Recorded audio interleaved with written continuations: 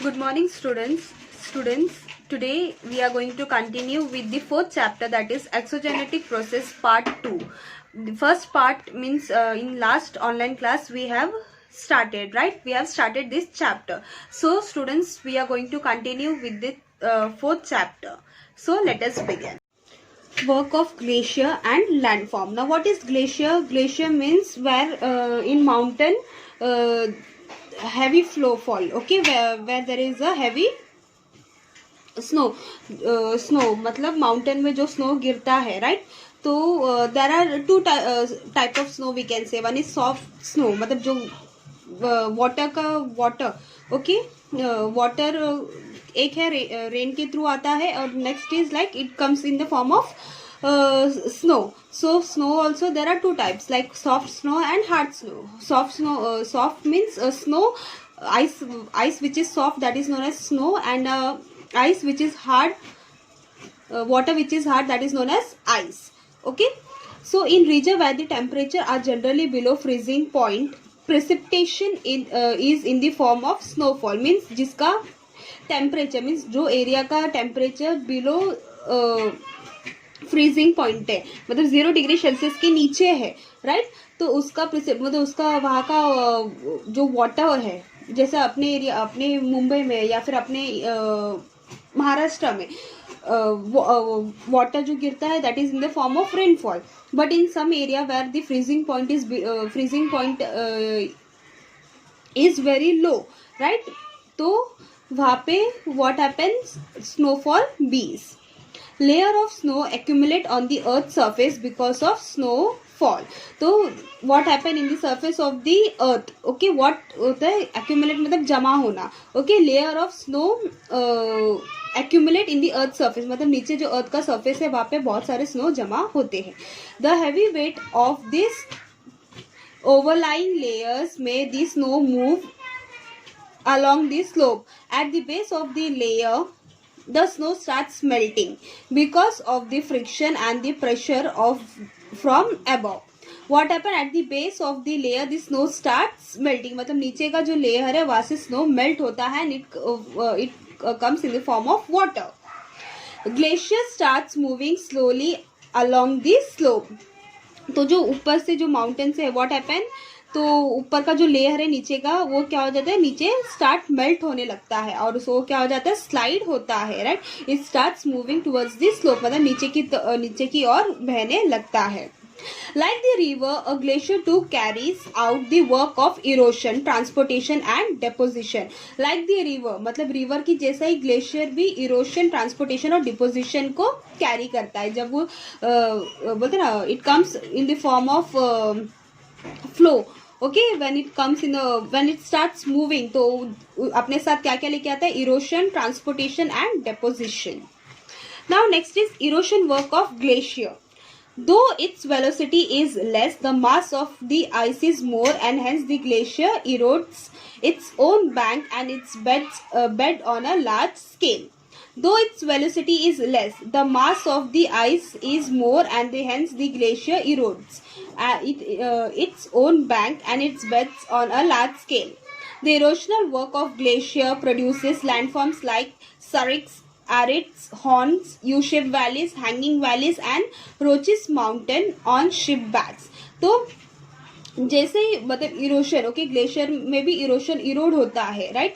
अपने साथ इरोड होता है, तो what it forms produce means what it produce circuits, arids, horns, U-shaped valleys, hanging valley and roches mountain.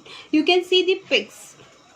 See, this is the circuit and horn, okay, this is circuit मतलब इधर देखो खड्डा है, this is the mountain, right? mountain के बीच में जो बोलते हैं ना space, that is known as circuit, and this is horn means like जैसे कि cow या फिर buffalo का horn होता है वैसे, right, at the tip of the mountain.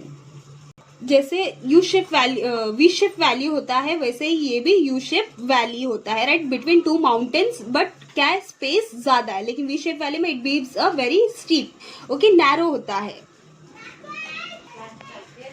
hanging valleys, right? This is the hanging valley, okay, between the mountains or between the rocks, that the waterfall, that is known as a hanging valley. Erex means जो transportation and deposition होता है water का, that is known as erex.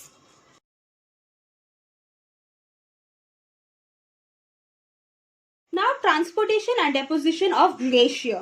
The glacier carries sediments with them. Okay, sediments मतलब मिट्टी. Thus, glacier carry sediments with them. These sediments are called moraines. Moraines मतलब glacier जब flow होता है, okay, mountain के slope से, मतलब tip of the mountain से जब वो नीचे flow होता है, it carries sediments. That sediment is known as a moraine. Depending on the location of the deposit, moraine can be divided into 4 types. Okay, moraine कितने type में divide होते हैं? 4 types. What are they? Ground moraine, lateral moraine, medial moraine and terminal moraine. Now we have to observe the down figure, that is 4.2.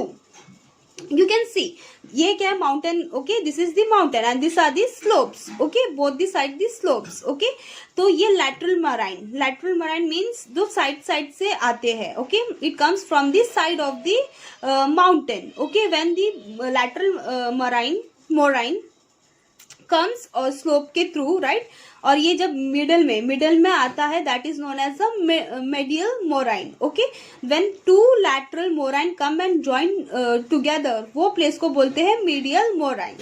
और medial moraine जब foot, okay, when mountain के foot में आता है, okay, mountain के foot में आता है, that is known as a terminal moraine. और यहाँ से what happen, it get melt and the water flows in a different direction.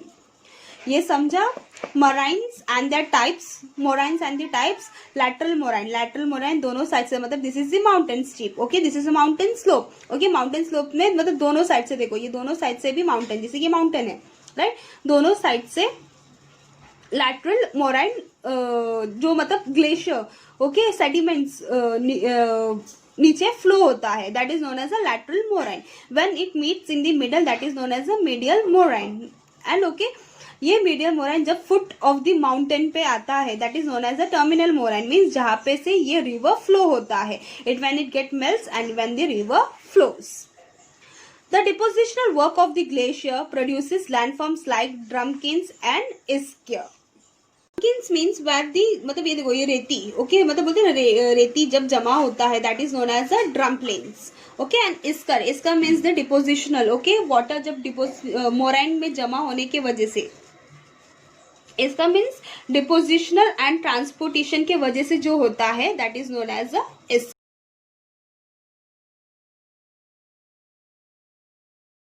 Work of wind and the landform produces, मतलब wind as you all know, it is a form of air. Okay, air का movement जो होता है, that is known as a wind. Okay, now we are going to see the work of wind and the landform produces. How the landform is been produced by the wind. उसकी wind की erosion की वजह से कैसे landform form होता है.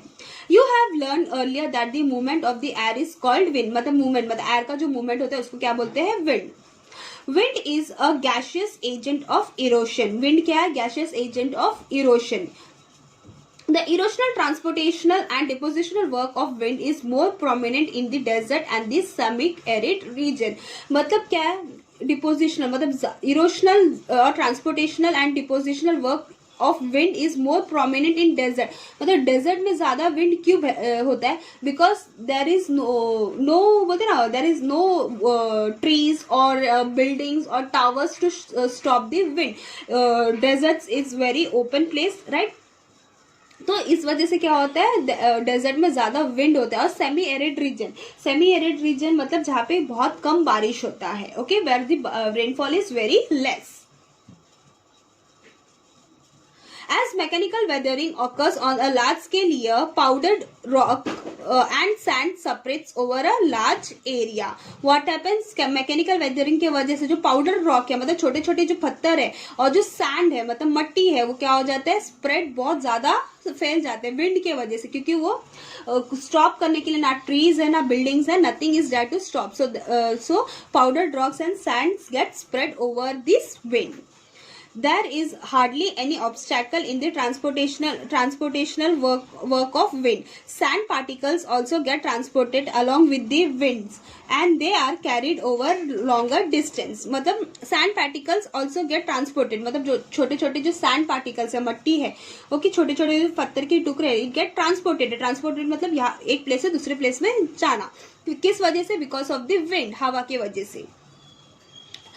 carried over a longer distance and get deposited where the speed of a wind reduces. मतलब वो कहा जाता है जहाँ पे जब विंड का स्पीड कम होता है वहां जाके वो डिपोजिट होता है. ओके, जब विंड चलता है या फिर हवा चलता है, क्या होता है? The small small particles of sands और rocks get deposited with it, eroded with wind. और जहाँ पे विंड का स्पीड कम हो जाता है, it get deposited over there where the speed of the wind reduces. In this way the wind does the work of erosion, transportation and deposition. Wind क्या काम करता है? इरोशन, ट्रांसपोर्टेशन एंड डिपोजिशन का काम करता है. एक मतलब विंड हवा की वजह से जो लेके जाता है. Now next is erosional work of wind. How the erosional work during the wind. Wind carries small sand particles, small pebbles, etc. Small sand particles यानी छोटे छोटे मतलब बारीक मट्टी, और small pebbles मतलब छोटे छोटे पत्थर, rocks के जो पत्थर होते हैं उसको pebbles बोलते हैं. Along with it, these particles cause erosion along rocks coming in the way due to friction. This lead to formation of mushroom rock, defoliation holes, yardangs et cetera. See you can see the mushroom rock. यहाँ पे देखो नीचे की और कम space है और ऊपर ज्यादा है, मीन्स इरोशन ज्यादा यहाँ पे हुआ है. राइट, मशरूम रॉक्स मतलब देखो ये मशरूम टाइप आप लोगों ने देखा रहेगा, मशरूम, राइट, शेप मशरूम का, राइट. तो ये उस टाइप में ही दिखता है. तो that's why this rock is been named as a mushroom. मतलब यहाँ पे ज्यादा इरोडेड हुआ है. ओके, मतलब इरोडेड मतलब घिस जाना. ओके, घिस, यहाँ पे सैंड की वजह से ज्यादा रॉक घिस गया है, छोटे छोटे सैंड पार्टिकल्स या पेबल्स घिस गए हैं और यहाँ पे ज्यादा स्पेस हुआ. This is known as a mushroom rock. This is yardangs. Yardangs देखो यहाँ पे हार्ड रॉक है, soft rock, again hard rock और सॉफ्ट रॉक. इरोशन की वजह से व्हाट हैपन, विंड जब बहता है तो what happen, this soft rocks मतलब गीली मिट्टी एकदम ज्यादा धस जाती है, राइट. और हार्ड रॉक मतलब जैसा है वैसे, मतलब थोड़ा सा सिर्फ उसमें फर्क गिरता है, लेकिन सॉफ्ट मिट्टी ज्यादा डस जाती है. उसको क्या बोलते हैं? यार्डंग्स.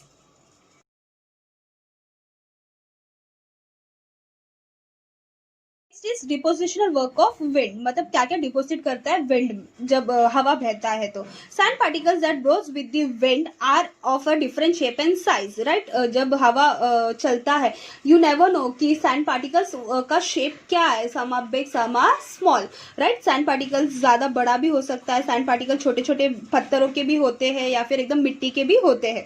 Those particles which are very fine and carried over a larger distance while the larger ones get transported to a shorter distance only. मतलब जो बड़े बड़े पत्थर है वो हवा की वजह से, मतलब ज्यादा हवा की वजह से, मतलब ज्यादा हवा कैरी नहीं कर पाता है, लेकिन हवा जो छोटे छोटे मट्टी है या फिर छोटे छोटे जो सैंड पार्टिकल्स है वो ज्यादा डिस्टेंस तक कैरी कर लेता है. मीन्स छोटे छोटे पार्टिकल्स और जो पत्थर है वो ज्यादा दूर तक बह जाता है, मतलब ट्रैवल करता है. This sand particles get deposited in deserts and semi arid climate. मतलब डेजर्ट में ज्यादा होता है सैंड पार्टिकल जमा, और सेमी एरिड मतलब जहाँ पे बहुत कम बारिश होती है. As a result specific landforms are formed. Sand dunes, barchans, seif, ripples, mark, loess plain et cetera are form by the wind deposition. मतलब इसके वजह से क्या क्या बनना है? Sand dunes, that is barchans, okay, reef, ripple marks, loess plain et cetera has been form.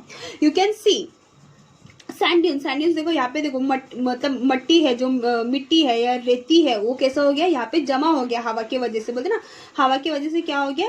जमा हो गया. तो this is known as sand dunes. Ripple marks भी देखो, यहाँ पे भी देखो सेम, मतलब almost it's an same. Okay, ripple marks, लेकिन यहाँ पे क्या है? उसका मार्क्स रह जाता है या फिर बड़े बड़े रॉक्स रह जाते हैं. सिफ सैंड माउंट्स मतलब देखो यहाँ पे देखो, अगर ये बोलते ना ज्यादा पत्थर वत्थर रहेंगे तो देखो यहाँ पे जमा हो गए, एज अ लाइन के थ्रू जमा हो गए हैं.